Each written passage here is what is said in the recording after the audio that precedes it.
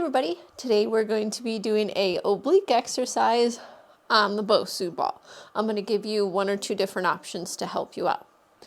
So let's lay sideways, put your hip right in the center, put your forearm right on the mat, and your legs are nice and stacked.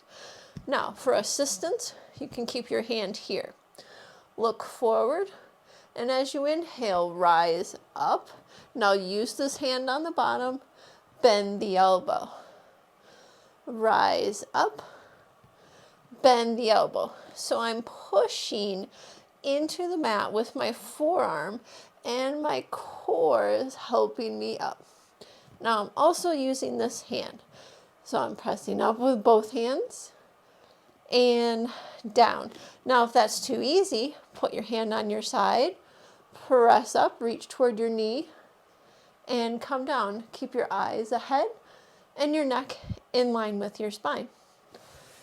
The Bosu Oblique Crunch. See you on your mat next time. Bye.